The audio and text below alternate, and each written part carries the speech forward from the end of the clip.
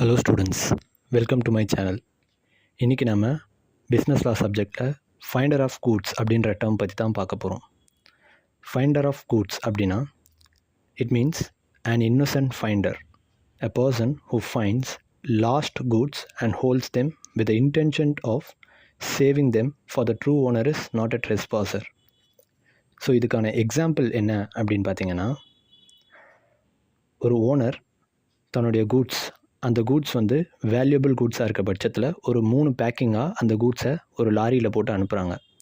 பாசிங்கில் அந்த லாரியிலேருந்து ஒரு பேக் கீழே விழுந்துடுது. அந்த ஒரு பேக் ஒரு இன்னசென்ட் ஃபைண்டர் கிட்ட, அதாவது வழிப்போக்கர் யாரோ ஒருத்தர்கிட்ட தென்படுது. அதை அவர் எடுத்து வச்சுக்கிற பட்சத்தில் ட்ரூ ஓனர் வர வரைக்கும், அந்த கூட்ஸோடைய ட்ரூ ஓனர் வர வரைக்கும் அவர் தான் அந்த கூட்ஸ்க்கான ஃபைண்டராக இருப்பார். ஸோ அது அவர் எடுத்து வச்சதுக்கான நோக்கம் அந்த பொருளை சேவ் பண்ணி வைக்கணுமே தவிர அதை யூஸ் பண்ணுறதுக்காக இல்லை. அந்த பொருளுடைய ஒரிஜினல் ஓனர் வந்தால் அதை அவர்கிட்ட அந்த நபர் ஒப்படைச்சிடலாம். ஸோ இதை தான் ஃபைண்டர் ஆஃப் கூட்ஸ் அப்படின்னு சொல்கிறாங்க. அடுத்து rights of finder of goods, அதாவது தொலையப்பட்ட அந்த பொருளை கண்டுபிடிச்ச அந்த நபருக்கு என்னென்னலாம் ரைட்ஸ் இருக்குது அப்படின்றத இப்போ நம்ம ஒன் பை ஒன்னாக பார்க்கலாம். அதில் ஃபர்ஸ்ட் ரைட் என்னென்னு பார்த்தீங்கன்னா ரைட் ஆஃப் லியன். ரைட் ஆஃப் லியன் அப்படின்னா, தொலைந்து போன பொருளை கண்டுபிடித்த நபர் அந்த பொருளை அந்த ஓனர் கேட்குற வரையிலும் உரிமை கொண்டாடிக்கலாம். ஸோ இப்போ நான் உங்களுக்கு ஒரு வேல்யூபிள் கூட்ஸ் அந்த லாரியிலேருந்து தொலைஞ்சு போச்சுன்னு சொன்னேன் இல்லையா, அதை கண்டுபிடிச்ச நபர் அந்த பொருளுடைய ஓனர் அவர்கிட்ட கேட்குற வரைக்கும் அந்த பொருள் தன்னுடைய பொருள் என்று உரிமை கொண்டாடிக்கலாம். ரெண்டாவது ரைட் என்ன அப்படின்னு பார்த்தீங்கன்னா ரைட் டு சூ ஃபார் ரிவார்ட்.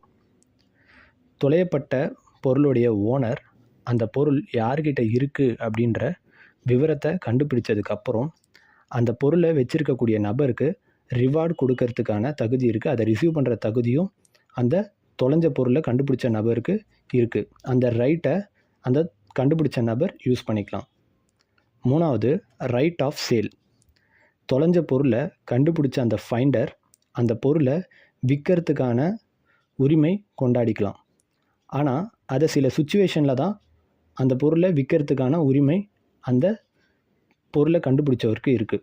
அது என்னென்ன சுச்சுவேஷன்னு ஒன் பை ஒன்னாக பார்க்கலாம்.